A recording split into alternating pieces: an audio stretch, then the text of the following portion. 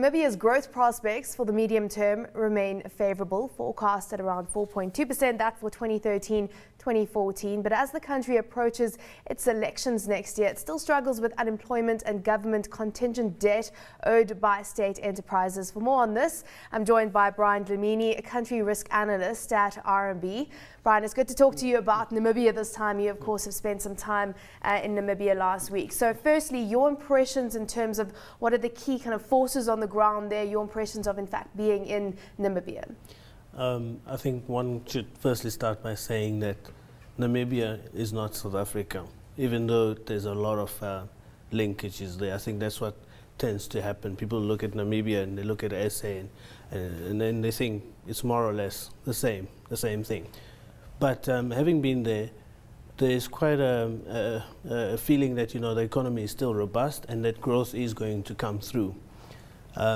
Between the 4.5% to 5% range, one can really put that as the range for growth over the next, say, two years. Mainly driven by mining sector activities. There's a big USAB mine that's coming on stream in 2015. Mm-hmm.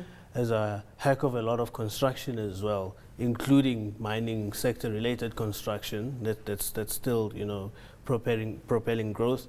And there are some other activities. The country is still got their TPEG program to unwind, still mm-hmm. about 6 to 7 months to unwind that program, where they're spending a whole lot of money in infrastructure. So those are the main drivers of growth.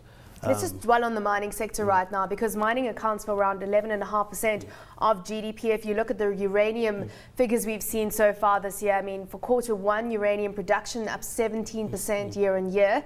So it's a recovery story we're certainly seeing in the uranium space right now as a result of nuclear energy. But how stable is this all right now? Because you've got to look at it in the broader context of what's taking place when it comes to demand for commodities. Yes. That is a key risk, the global volatility in commodity prices for every country. But to a large extent, Namibia's the demand that they're seeing is largely from China, and you see USAB, the Chinese mine, coming on stream, mm-hmm. and the Chinese are still buying, and they're kind of ignoring a bit of the fundamentals that are supporting or are supposed to be driving the prices. So Namibia can bank on that. The fact that it's a little bit different for them, for their mining sector activities. I mean, on top of that, there's a whole lot of other benefits. For instance, you say 11% of GDP, but the multiplier effect, mm-hmm. They're expanding the ports because of, other industries that will benefit from a mining boom. So there are other benefits to having the mining sector. So it will have an ancillary benefit on the economy. It actually is the lifeblood to some large degree. Mm-hmm. So you're a little bit more positive on Namibia's mining sector than, say, would be on South Africa's mining sector right now, and different aspects playing into that.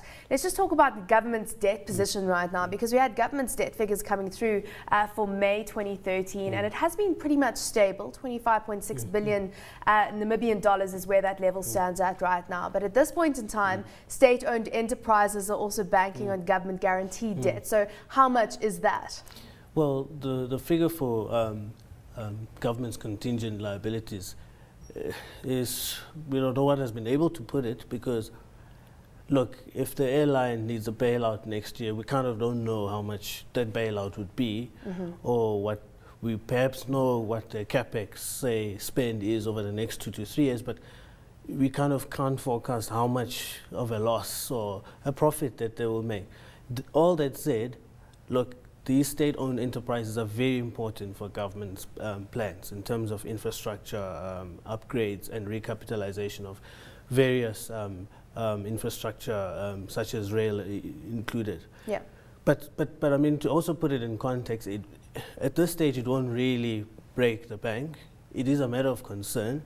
Government has been giving it that necessary attention to ask a certain number of those parastatals, such as Namib, to sort themselves out. We've seen management changes there. So there's a fair enough a bit of acknowledgement that this could be a big problem in the long run if these contingent liabilities stick around town. But there is a strategic, say, vision from government to keep those industries going for now. Yeah, and of course, very important, as you say, to the government's infrastructure rollout plan. Give us an update on that in terms of progress. Is government in line with where it should be right now? Well, sadly for Namibia, there's been quite a bit of a delay in rolling out the TPEC program. I mean, but all that said, most of the TPEC targets have now transferred themselves into what's called the NDP4. TPEC unwinds in next year, around about March, and then NDP4 is already up and running. The targets are still the same: manufacturing, transport, and logistics. You got agro-processing. You got also manufacturing. Yeah.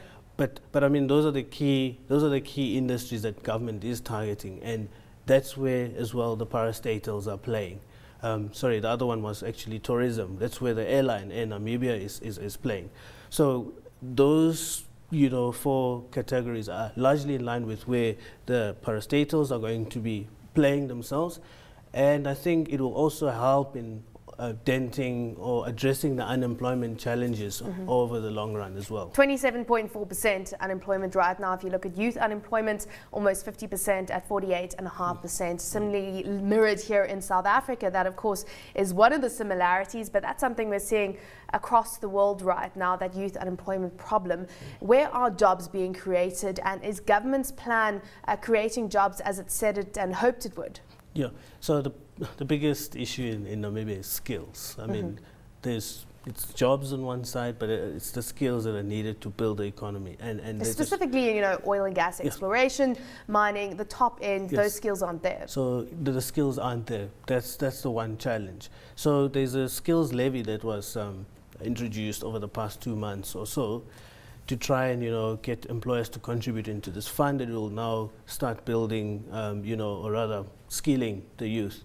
You've got programs such as the NDP4, like I said, TPEC, which, you know, was aiming to employ the youth that's out there and get those people to be skilled, especially in the areas where government is targeting to roll out its infrastructure program. So they are addressing it. It's a long-term problem.